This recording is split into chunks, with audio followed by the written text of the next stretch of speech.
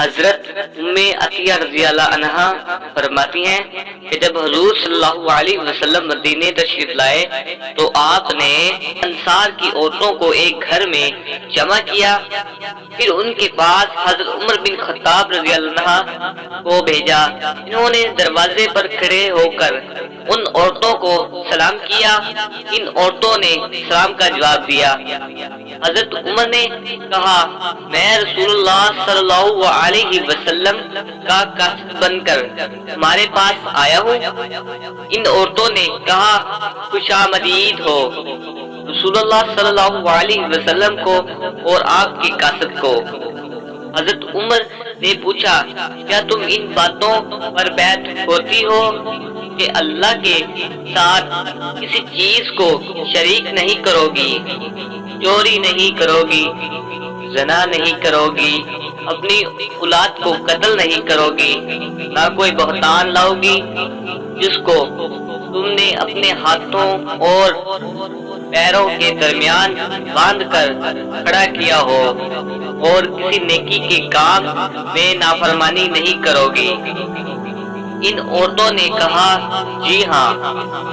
حضرت عمر نے دروازے کے باہر سے اپنا ہاتھ بڑھایا اور ان عورتوں نے اندر سے اپنے ہاتھ بڑھائے، لیکن حضرت عمر کا ہاتھ کسی عورت کے ہاتھ کو نہیں لگا۔ پھر حضرت عمر نے کہا اے اللہ گواہ ہو جا، پھر ہمیں اس بات کا حکم دیا گیا کہ عیدین میں حیض والی عورتوں اور سیانی بچیوں کو بھی یعنی عید گاہ لے جایا کرے کہ یہ نماز تو نہیں پڑھیں گی لیکن ان کے جانے سے مسلمانوں کی تعداد بھی زیادہ معلوم ہوگی اور یہ دعا میں شریک ہو جائیں گی۔ اور ہمیں جنازے کے ساتھ جانے سے روکا گیا اور یہ بتایا گیا کہ ہم پر جمعہ فرض نہیں۔ راوی کہتے ہیں کہ میں نے اپنے استاد سے بہتان کے بارے میں اور اللہ تعالیٰ کے قول یعنی وَلَا يَعْصِينَكَ فِي مَعْرُوفٍ کے بارے میں پوچھا۔ انہوں نے کہا اس سے مراد کسی کے مرنے پر نوحہ کرنا ہے۔ حضرت سلمہ بنت قیس حضور صلی اللہ علیہ وسلم کی خالہ تھی اور انہوں نے حضور صلی اللہ علیہ وسلم کے ساتھ دونوں قبلوں یعنی بیت المقدس اور بیت اللہ کی طرف منہ کر کے نماز پڑھی تھی، اور بنو عدی بن نجار قبلہ کی تھی۔ فرماتی ہیں کہ میں حضور صلی اللہ علیہ وسلم کی خدمت میں آئی اور انصار کی عورتوں کے ساتھ آپ سے بیعت ہو گئی۔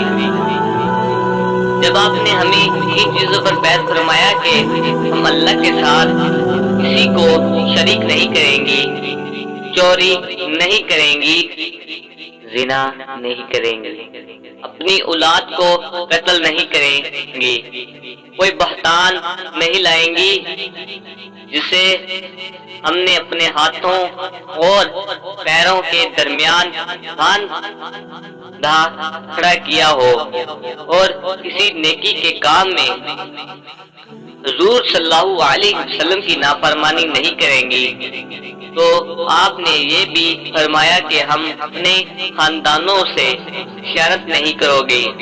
چنانچہ ہم بیعت ہو کر واپس جانے لگی تو میں نے ان میں سے ایک اور سے کہا کہ واپس جا کر حضور صلی اللہ علیہ وسلم سے پوچھ آؤ کہ خاوندوں سے خیانت کرنے کا کیا مطلب ہے۔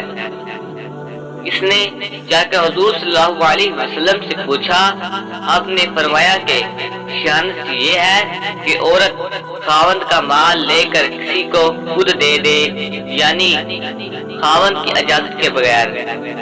حضرت کی اللہ بنت عتیق بن حارث فرماتی ہیں کہ میں اور میری والدہ حضرت ہریرہ بنت حارث اتواریہ مہاجر عورتوں کے ساتھ آ کر حضور صلی اللہ علیہ وسلم سے بیعت ہوئی۔ آپ مقام عبدہ میں ایک خیمے میں تشریف فرمائے تھے۔ آپ نے ہم سے یہ عہد کیا کہ ہم اللہ کے ساتھ کسی چیز کو شریک نہیں کریں گی۔ آگے آیت والے الفاظ ہیں، جب ہم اقرار کر چکے ہیں اور اب آپ سے بیعت ہونے کے لیے ہاتھ بڑھائے تو آپ نے فرمایا میں عورتوں کے ہاتھ نہیں چھو سکتا۔ چنانچہ آپ نے ہمارے لیے دعائے مغفرت کی اور یہی ہماری بیعت تھی۔ حضرت امیہ بن رقیقہ رضی اللہ عنہا فرماتی ہیں میں چند عورتوں کے ہمراہ حضور صلی اللہ علیہ وسلم کی خدمت میں بیعت ہونے کے لیے حاضر ہوئی۔ ہم نے کہا یا رسول اللہ، آپ نے سے اس بات پر بیعت ہوتی ہیں کہ اللہ کے ساتھ کسی چیز کو شریک نہیں کریں گی، چوری نہیں کریں گی، زنا نہیں کریں گی، اپنی اولاد کو قتل نہیں کریں گی، کوئی بہتان نہیں لائیں گی جسے ہم نے اپنے ہاتھوں اور پیروں کے درمیان باندھ کھڑا کیا ہو، اور کسی نیکی کے کام میں آپ کی نافرمانی نہیں کریں گی۔ آپ نے فرمایا یہ بھی کہو کہ جتنا تم سے ہو سکے۔ ہم نے کہا اللہ اور اس کے رسول ہم سے بھی زیادہ ترس کھانے والے ہیں۔ یا رسول اللہ آئیں آپ ہاتھ بڑھائیں، ہم آپ سے بیعت ہوتی ہیں۔